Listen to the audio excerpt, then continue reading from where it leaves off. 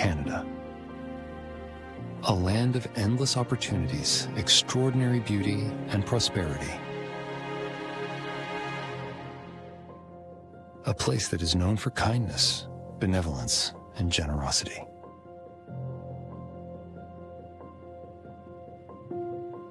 A place that is built on courage, integrity, and truth. Or so it appears. Yet, something doesn't feel right. Can you feel it? The underlying sense of unease and discomfort. That feeling when you know you're being deceived, and you're wondering, how big of a lie could it be? For how long have we been lied to? How much of all this is possibly a show? A well-played theatrical performance? Or maybe it's all an illusion? Is it time to see what is behind the curtain?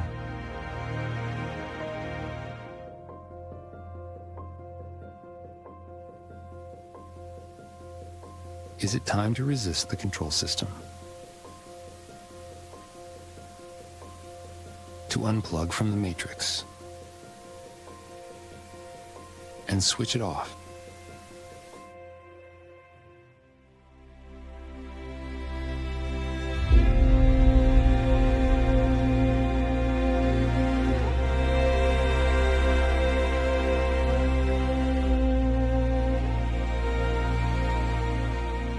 In 1759, at the Battle of the Plains of Abraham, Great Britain defeated France and renamed the colony to the province of Quebec. In 1776, the 13 British colonies to the south declared independence from Great Britain and formed the United States of America.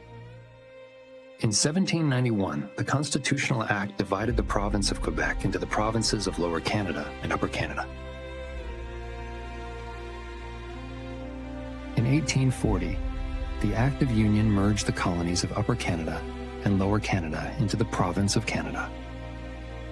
In 1864, at the Quebec Conference, delegates from each colony discussed the desire to form a federal union, while each province would retain its independence and autonomy under the umbrella of a constitutional monarchy.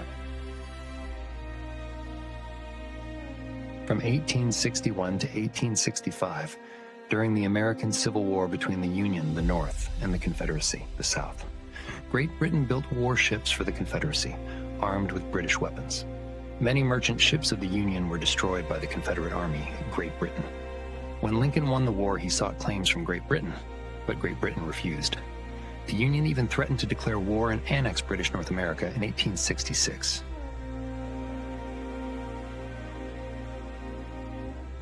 In 1866, John A. Macdonald, chairman of the delegates from the colonies, participated in finalizing the Kingdom of Canada Bill at the London Conference to draft the BNA Act.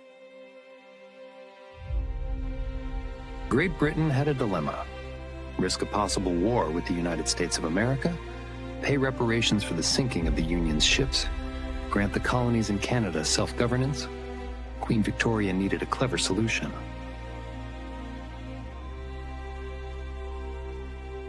Lord Thring's brilliant scheme: keep the Canadian colonies and make them pay the reparations to the United States of America through taxation, while deceiving the colonies into thinking that they govern themselves.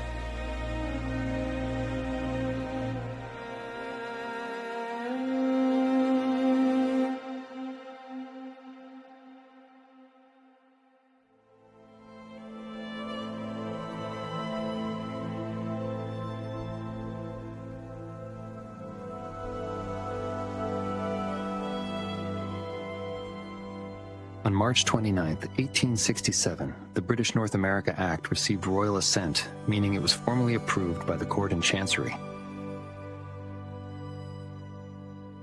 It went into effect on July 1, 1867, and created a united colony known as the Dominion of Canada.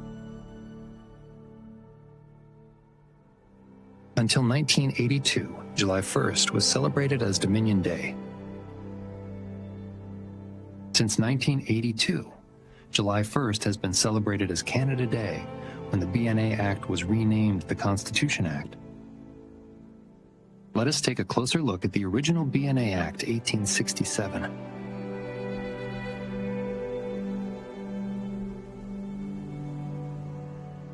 This is the intended preamble. And it states, by reason of the request of the colonies for federal government, it is expedient therefore that they have laws and regulations to guide them.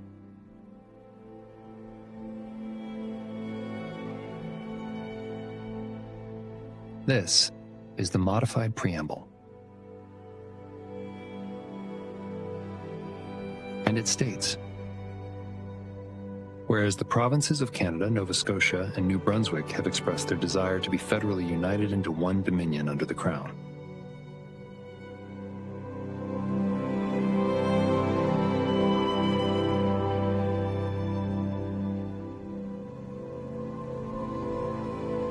The 1889 Interpretation Act defined a British possession to be any part of a dominion, and it defined the term colony to be any part of a dominion. The Dominion of Canada was clearly a colony of Great Britain and not an independent country. The colony did not confederate in 1867. The BNA Act was not brought back to Canada for the United Colony to sign and ratify. The original BNA Act is located in the United Kingdom and has always been the property of the United Kingdom and not Canada.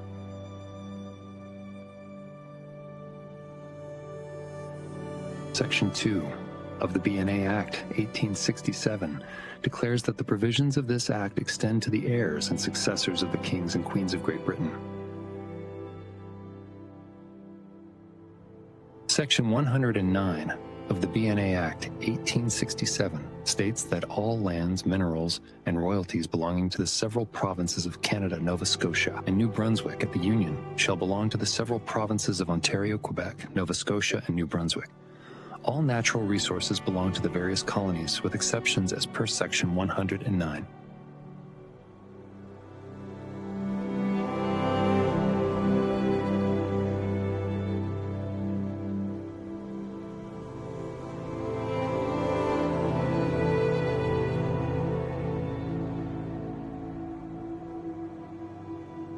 More land was to be added to the Dominion of Canada through use. If the Dominion could use the land, then they could claim the land. In 1868, through the Rupert's Land Act, use of land was purchased from the Hudson's Bay Company. In 1870, through the Manitoba Act. And in 1871, through the British Columbia Terms of Union.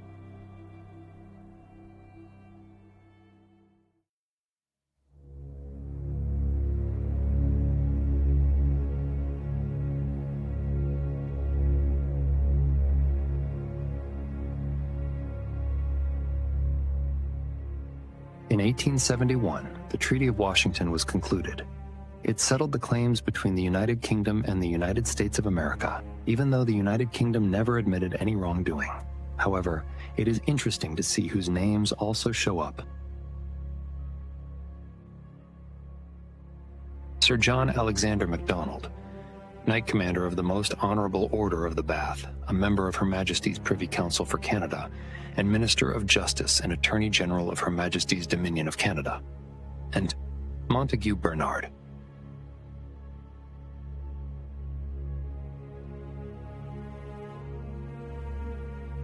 The Privy Council is a formal body of advisors to the monarch of the United Kingdom, in this case, Queen Victoria, meaning John A. Macdonald represented Great Britain. In 1867, Macdonald was appointed, and not voted in, as Prime Minister by the Governor-General at the time, Lord Monck. In 1854, Macdonald, a Freemason since 1844, became a member of the Order of the Masonic Knights Templar. Macdonald got engaged to the much younger Susan Agnes Bernard, cousin of Montague Bernard, who worked with British royalty, in London in December of 1866. They married in February of 1867, 1 month before the BNA Act was signed. John A. MacDonald was the one who helped Queen Victoria achieve her grand scheme of deceiving the colonists into thinking they were now self-governed and had confederated. He received generous titles, appointments in the British monarchy, and a much younger second wife in addition to his annual salary of $5,000 equivalent to $125,000 today, in return for a betrayal of the colonists. In the Treaty of Washington, 1871, John A. MacDonald agreed to give the San Juan Islands and Point Roberts to the United States of America, in addition to granting equal rights to the fisheries for 10 years, because he was representing Great Britain and not the Dominion of Canada.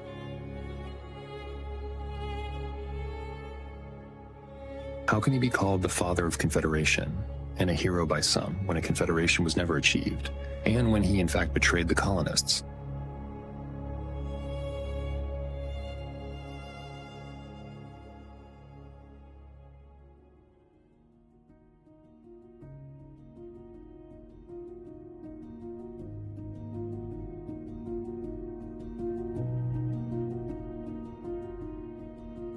By means of the Letters Patent Revocation Act, 1878, the British monarchy instituted the office of Governor-General of the Dominion on a permanent basis.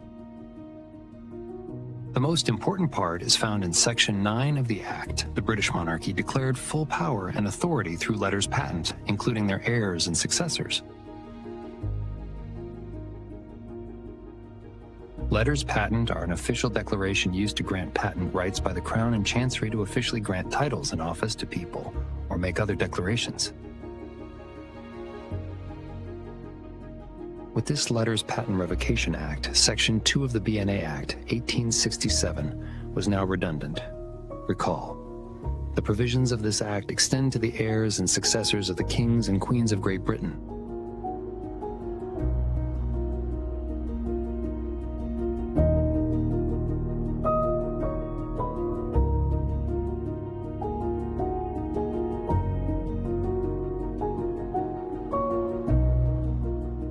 On June 19, 1893, the Statute Law Revision Act was passed. With it, Queen Victoria explicitly repealed Section 2 of the BNA Act, 1867.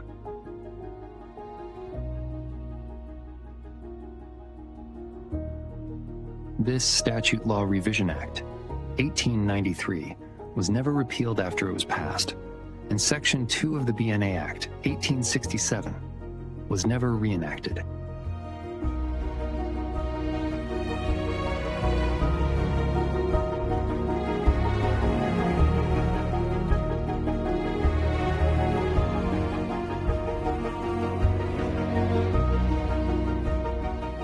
Queen Victoria died on January 22, 1901, from a brain hemorrhage while residing at Osborne House. Interestingly, during the same time as Guglielmo Marconi fired up a very powerful radio wave antenna just 12 miles away. With her death, the BNA Act died as well, due to the repeal of Section 2. Did this remove the British monarchy? No, because of the Letters Patent Revocation Act, 1878. Did this end the Dominion of Canada? No, because of the Letters Patent Revocation Act, 1878, and the Interpretation Act, 1889. Recall the definition of the term colony. The Dominion of Canada and the British monarchy carried on under Edward VII.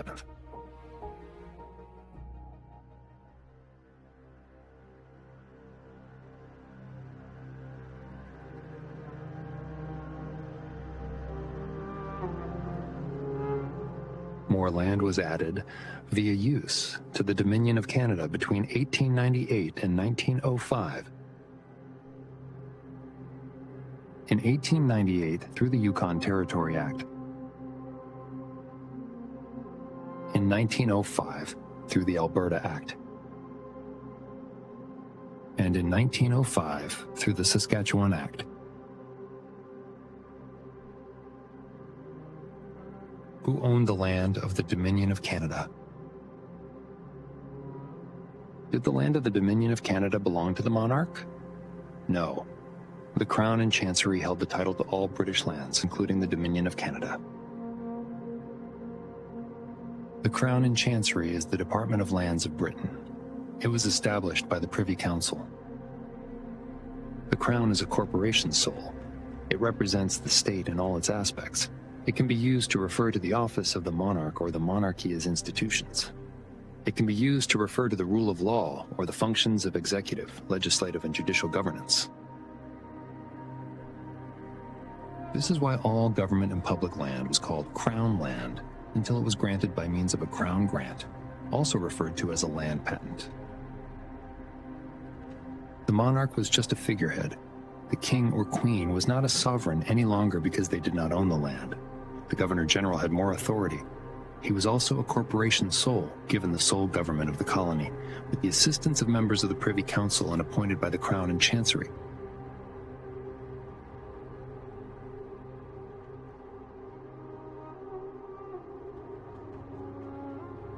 What is the difference between a monarch and a sovereign? Authority of government originates in the title to land. A king or queen is a sovereign when he or she has absolute authority over the land, and thus absolute power. A king or queen becomes a monarch when he or she does not have absolute authority over the land. The king or queen alone has no power. The title to all British lands was held by the Crown and Chancery and not by the king or queen. All government and public land was called Crown land. The Governor-General had sole authority to govern Canada as a corporation sole with the advice of the Privy Council. He was appointed by the commission created in 1878 and not by the King or the Queen or the House of Commons or the House of Lords.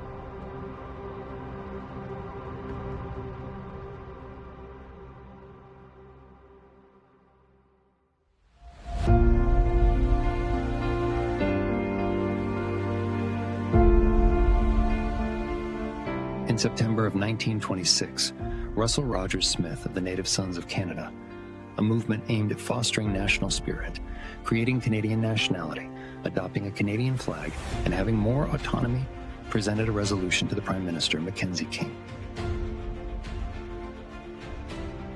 One main request of that resolution was the necessity of elevating Canada constitutionally to the status of a sovereign nation, and to confer on Canada an equality of status with Great Britain. It requested an equal and independent sovereignty under the Crown of Canada. Another request was that Great Britain should not be allowed to make Canada pay for any claims that may arise out of Great Britain's defense actions. Another important request was that all natural resources of Canada belong to the people of Canada and not Great Britain.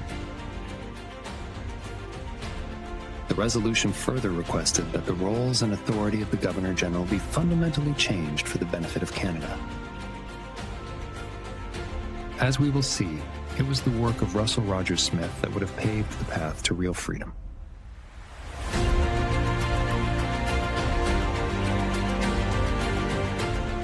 In October of 1926, at the Imperial Conference in London, led by Lord Arthur J. Balfour, Mackenzie King, and representatives of the other dominions of Great Britain met to discuss and determine the status between Great Britain and the dominions of Canada, South Africa, Australia, New Zealand, and the Irish Free State. The report concluded that the dominions are autonomous communities within the British Empire, equal in status, in no way subordinate one to another in any aspect of their domestic or external affairs, though united by a common allegiance to the Crown, and freely associated as members of the British Commonwealth of Nations.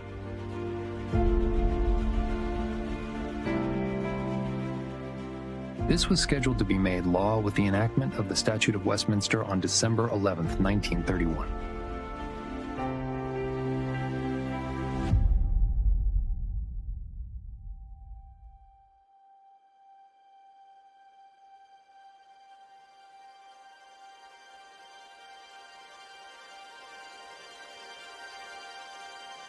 Prior to the enactment of the Statute of Westminster, the Government of Canada was composed of a Governor-General and a select committee of the Imperial Privy Council, one of which headed the Supreme Court of Canada. Any member of the Imperial Privy Council was a member of the Government of Canada. the House of Commons, the Senate of Canada, the Privy Council for Canada, which was appointed by the Governor-General, and the Lieutenant Governors of the provinces were to aid and advise the Governor-General in the government. The Governor-General was the sole government. Neither the Legislative Assembly nor the House of Commons were responsible to the Canadian people. They were responsible to the Governor-General only. Each Lieutenant Governor, appointed by the Governor-General, was also a corporation soul, acting as the representative of the Governor-General, and not as a representative of elected representatives or the people. As we will see, the Statute of Westminster is the most important document in the history of the landmass known as Canada.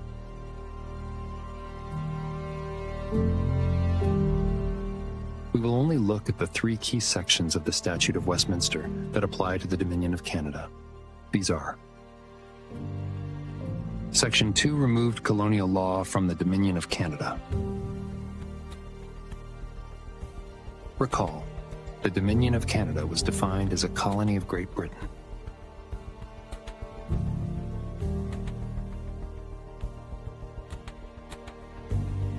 No law made by the Parliament of a Dominion is void just because it may not be in accordance with British law.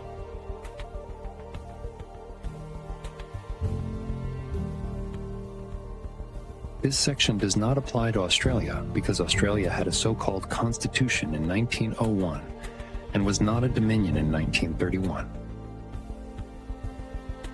Let's look at Section 11 before looking at Section 7.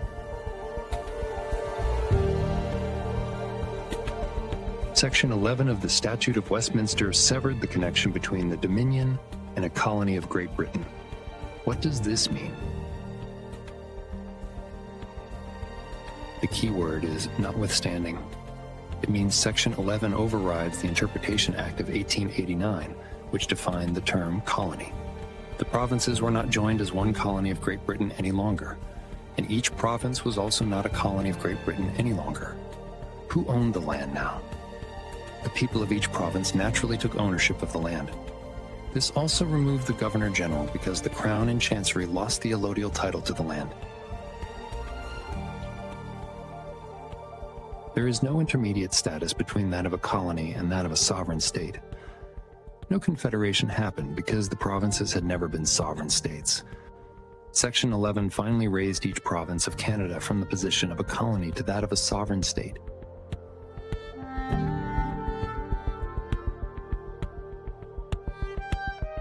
Section 7 is misleading in how it deals with the applicability of this statute to Canada. Subsection 1 attempts to exclude the BNA Act from this statute. However, the BNA Act was only a statute, a guide of the Imperial Parliament to aid the Governor-General. It could only be effective if there is a duly appointed Governor-General. See Section 12 of the BNA Act, 1867. Since the Crown and Chancery, who appoints the Governor-General, gave up allodial title to the land, thanks to Section 11, there can be no more Governor-General. The result is, this subsection is redundant.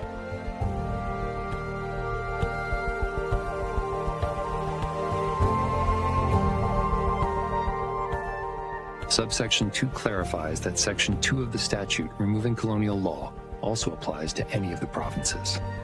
This makes each province a sovereign state, nation, or country, because confederation never happened. Only sovereign states can join into a confederation, and the provinces were not sovereign until the Statute of Westminster was passed.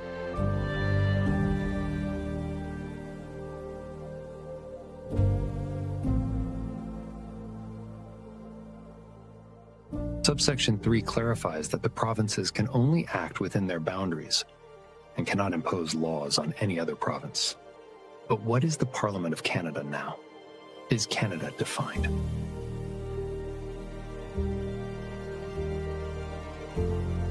In summary, Section 2 removed colonial law from the Dominion of Canada as it was a colony of Great Britain. Section 7 removed colonial law from each province. Section 11 removed the status of colony, which immediately ended the Dominion of Canada. It also immediately removed the Governor-General. There is no intermediate status between that of a colony and that of a sovereign state. Sovereignty and the ownership of land go hand in hand. No confederation happened because the provinces had never been sovereign states. Each province of Canada was now for the first time a sovereign state. This status has not changed since December 11, 1931. No province has held a constitutional convention. No province has seated a de jure, lawful government.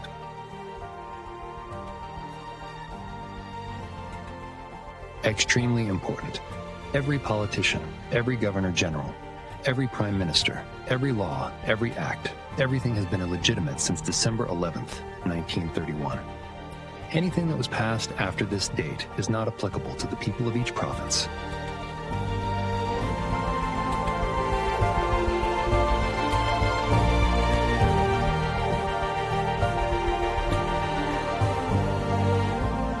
Has freedom been hiding in plain sight for over 90 years?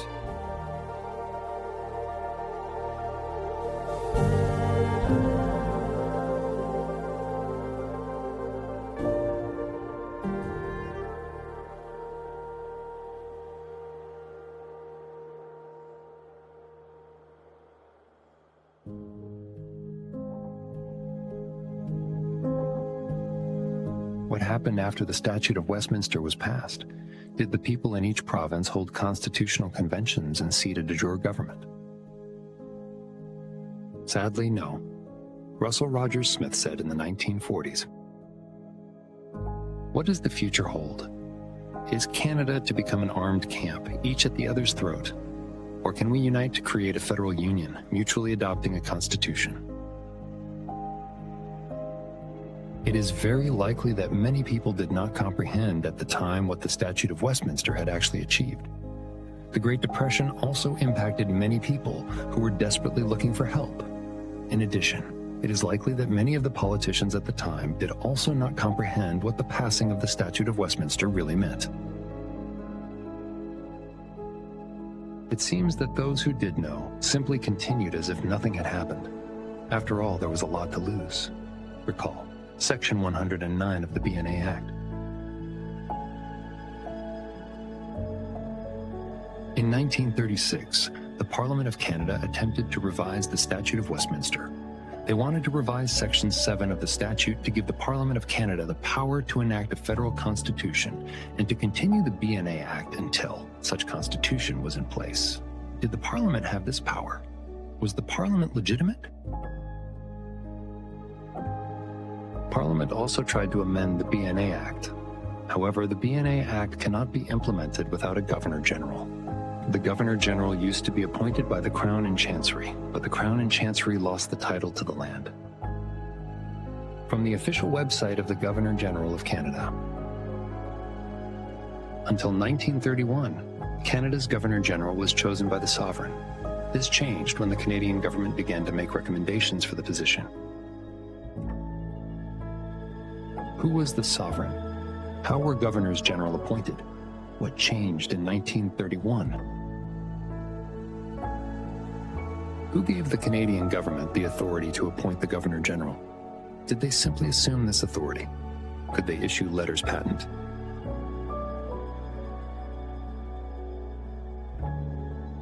In 1945, Walter Cool, a member of Parliament from Alberta, addressed the House of Commons and presented a detailed speech about the constitutional problems. He clearly outlined the current status and the actions that should be taken. However, no action was taken. In 1947, Prime Minister Mackenzie King issued letters patent, appointing a Governor General. These letters patent were signed only by Mackenzie King. To this day, only the Lord High Commissioner of Great Britain, the Crown and Chancery, can issue letters patent. Nobody else has the power or authority to issue letters patent. The last ones that were issued are dated March 23, 1931. In 1948, the Income Tax Act was implemented by an illegitimate Parliament of Canada and signed by an illegitimate Governor General, Harold Alexander of Tunis. In 1952, the Royal Style and Titles Act was enacted by an illegitimate Parliament of Canada, in which the Parliament of Canada assented that Elizabeth II can proclaim herself to be the Queen in right of Canada.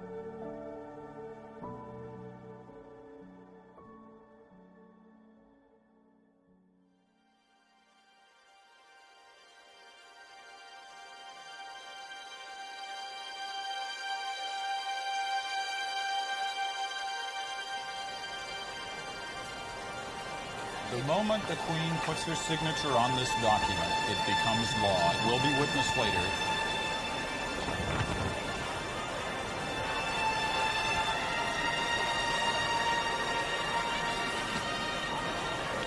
The Constitution is now home.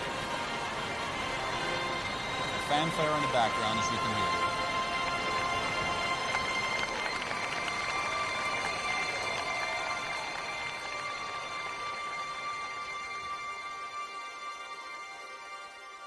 In 1976, Walter Cool, a member of Parliament from Alberta, wrote a letter to René Lévesque, Premier-elect of Quebec, explaining that Quebec does not need to seek a formal separation because the province has been completely independent and sovereign since December 11th, 1931, just like every other province. How can you be divorced when you have never been married? In 1982, Pierre Elliott Trudeau initiated the grand deception that is called the Constitution Act of Canada, also known as the Charter of Rights and Freedoms. An illusion, as we will see, which many people strongly believe to be factual truth. Trudeau is said to have patriated, which means to transfer legislation to an autonomous country from its previous mother country, the defunct and meaningless BNA Act 1867 to Canada. Why did he only bring a photocopy? Why does the original BNA Act 1867 still reside in the parliamentary archives of Great Britain? Trudeau urged all provinces to ratify, which means to give formal consent to make something official, the document, so that Canadians could enjoy their new constitution as soon as possible. Did all the provinces sign? Was it ever ratified?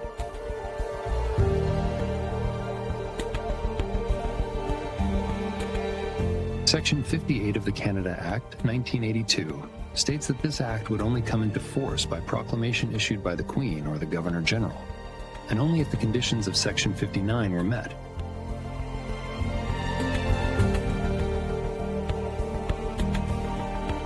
Section 59 is equally important to comprehend. Subsection 1, paragraph 23, 1. A shall come into force in respect of Quebec on a day to be fixed by proclamation issued by the Queen or the Governor-General under the Great Seal of Canada. Subsection 2. A proclamation under subsection 1 shall be issued only where authorized by the Legislative Assembly or Government of Quebec. Subsection 3. This section may be repealed on the day paragraph 23, 1. A comes into force in respect of Quebec and this act amended and renumbered consequentially upon the repeal of this section by proclamation issued by the Queen or the Governor-General under the Great Seal of Canada. The key phrase here is in respect of Quebec. Section 23. Minority language educational rights. Citizens of Canada, whose first language learned and still understood is that of the English or French linguistic minority population, have the right to have their children receive primary and secondary school instruction in that language in that province. Recall Section 59, subsection 3, in respect of Quebec. This section may be repealed on the day paragraph 23, 1. A comes into force in respect of Quebec and this act amended and renumbered consequentially upon the repeal of this section by proclamation issued by the Queen or the Governor-General under the Great Seal of Canada. This means that only Quebec would lose their educational right in the French language.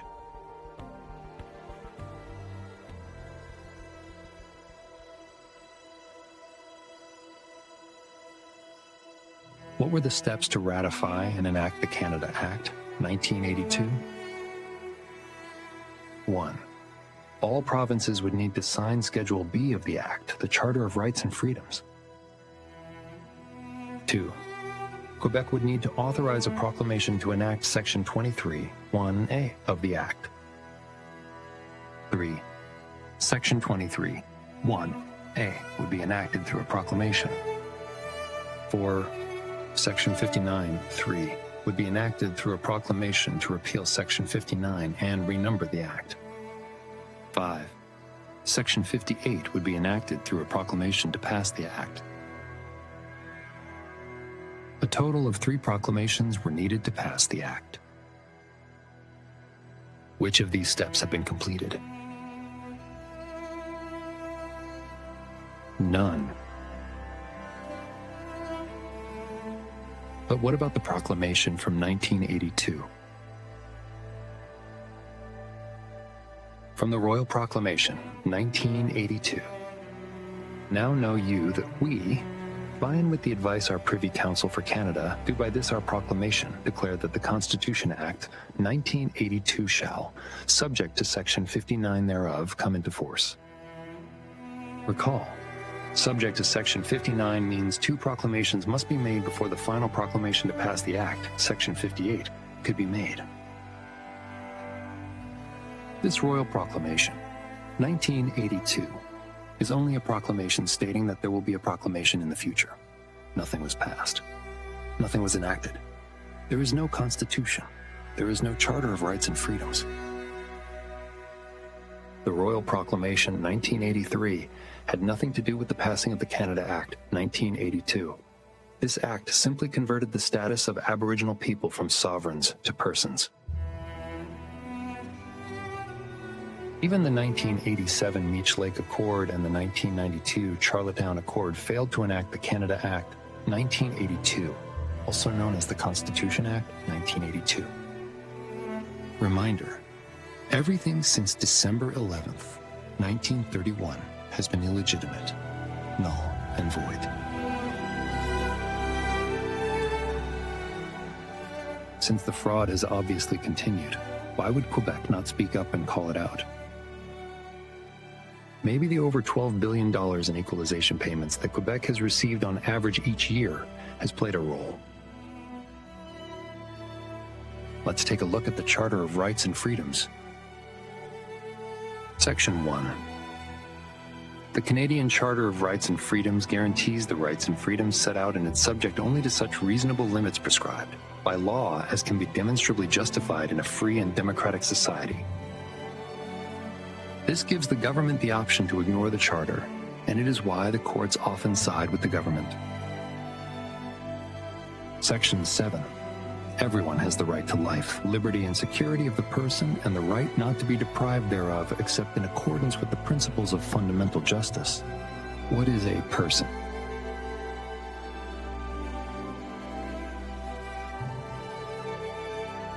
Section 32. This charter applies to the Parliament and Government of Canada, and to the legislature and government of each province. Does the charter apply to the living men and women, or only to persons? A charter is a reservation of a ship, or a written grant, by which a corporation is founded and its rights and privileges are defined. A ship needs to be chartered to land it and reflag it. A person is a legal fiction. A corporation is also a legal fiction, but not a person. The charter was meant to create a ship at sea, which was intended to bring maritime law onto the land.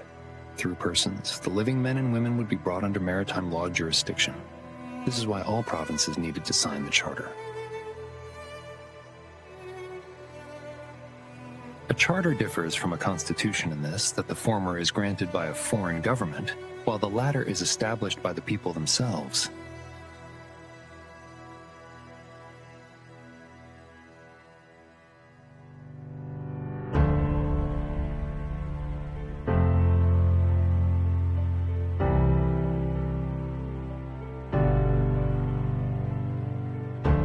There is no lawfully established independent country called Canada. There is a geographical area that is comprised of sovereign nations, also known as provinces. How exactly is Canada defined in the Interpretations Act 1985? Canada includes the internal waters of Canada and the territorial sea of Canada. Canadian waters includes the territorial sea of Canada and the internal waters of Canada. Internal waters means the internal waters of Canada and includes the airspace above and the bed and subsoil below those waters. Territorial sea means the territorial sea of Canada and includes the airspace above and the seabed and subsoil below that sea. The land is not included anywhere. Why? Because they lost access to the land when the Dominion ended with the Statute of Westminster, when the land was naturally returned to the people. Through the person, the all-caps name on all forms, IDs, licenses, passports, birth certificates, etc., you have submitted yourself to operate within maritime law. You have only those privileges that the corporation grants to you. Those do not include unalienable rights.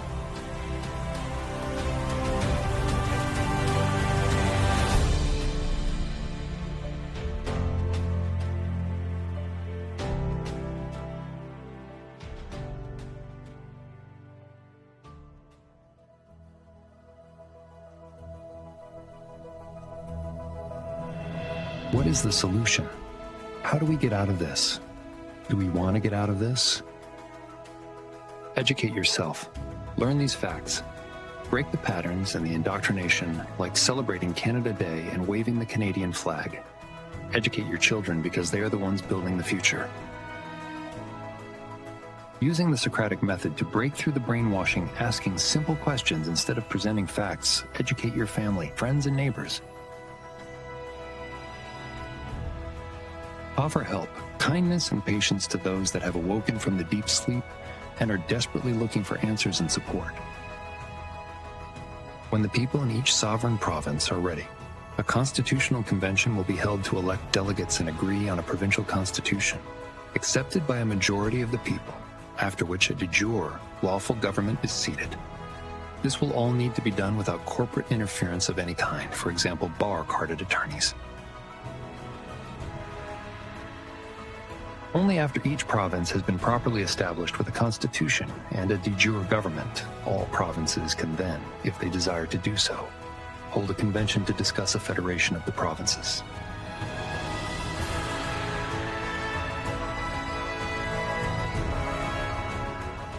We have been living under communist tyranny as slaves within a corrupt, corporate, yet illegitimate system based on maritime law for decades. Some people like it, but most don't. Waving and displaying the Canadian flag is not a symbol of freedom and free spirit, because it is the symbol and trademark of an evil corporation. When you wave this flag, you are submitting yourself to the color of laws of the corporation. For many years, people did not want to hear the truth. The truth and its speakers were ridiculed and silenced. Lately, though, more and more people are suffering at the hand of communism, and they do not like it. They see that something is deeply wrong. Since the people on the landmass known as Canada have been indoctrinated for decades and conditioned to be obedient slaves of the system, many may have to suffer immensely to be broken enough to accept the truth and to have the will to change. If recent worldwide events are any indication, then nothing can stop what is coming.